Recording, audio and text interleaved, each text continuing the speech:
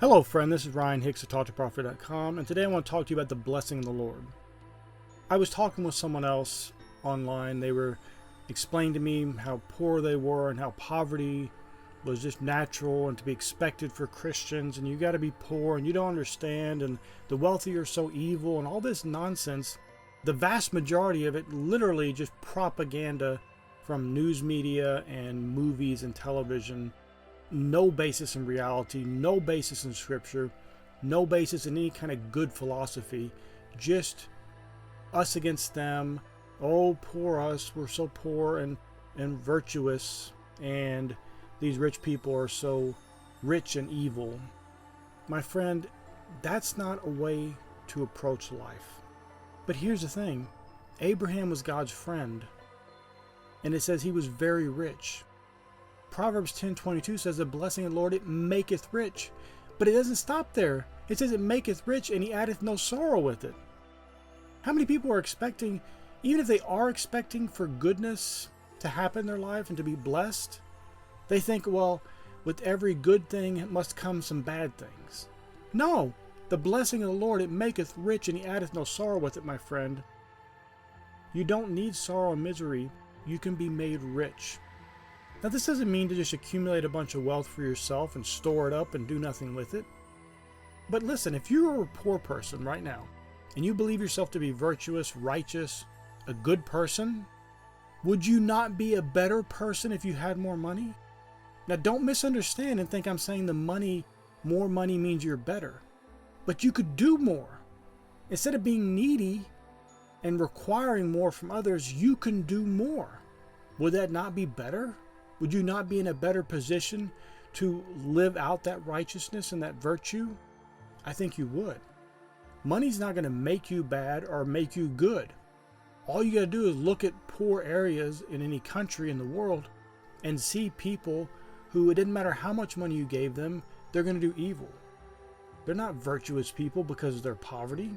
Many of them are evil. Matter of fact, so much of the evil that occurs in the world is in those environments.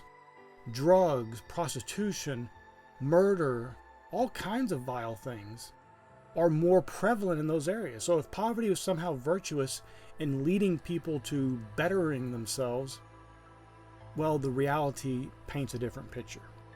That doesn't mean poor people are evil, but the reality is there's a lot more evil going on in those environments. And this is to be expected. If you're desperate and just trying to do whatever you can, sometimes people are going to go unethical routes. They're going to go evil routes. If you had all your needs met, all your wants met, you don't have to go rob someone on the street corner. You don't have to sell drugs that are going to crush and destroy people and harm the entire community. There's so many more options you are privy to when you have more money. And I'm not telling you that having more money is important. You can live wherever you want. You can live very modestly, and that's great and fine. But you could still be the best you could possibly be, perform the best you possibly can, make the most money you can, and do the most with it. All the hospitals and good things that are helping people and the inventions and things, those weren't built by poor people for the most part, especially the hospitals. There's tremendous amounts of money required to do that. There's tremendous amounts of money required to go build wells all over the world for areas and villages where they don't have easy access to running water. You can do a lot of good things if you're a good person already, and you can make more money. The problem is many people have been relegated to this mentality of poverty being better, suffering being better, doing less, or you don't want to be a workaholic. Listen, the Old Testament law was that you work 6 days. What's a day? It's a 12-hour period of time. You were to work 6 days, and the 7th day you have off. There are people that take the 7th day off. They take the 6th day off as well, and they haven't done barely any work all week. They're not living their life to the fullest. They're not accomplishing the most they can, and then they want to act like, well, I just don't understand why God's not blessing me. He's blessed you with the gift of life, the ability to go out and do more, the ability to open your eyes and see all the opportunities around you. Now, I'm not criticizing you if you have very little. That's perfectly fine. There's nothing wrong with that. But could you do more?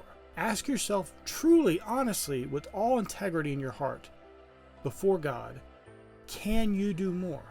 And if you could, why not do that?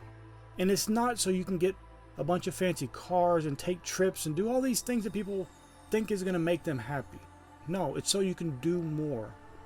You can be one of these people that blesses others. That's a blessing.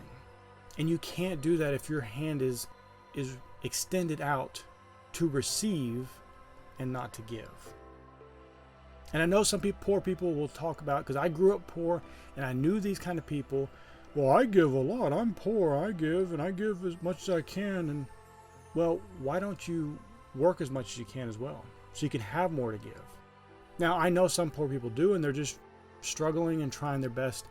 But I'm going to tell you, if you change your mentality, God will open up opportunities for you that will make it easier for you to get more done, more profitable, and to be a better blessing in the world.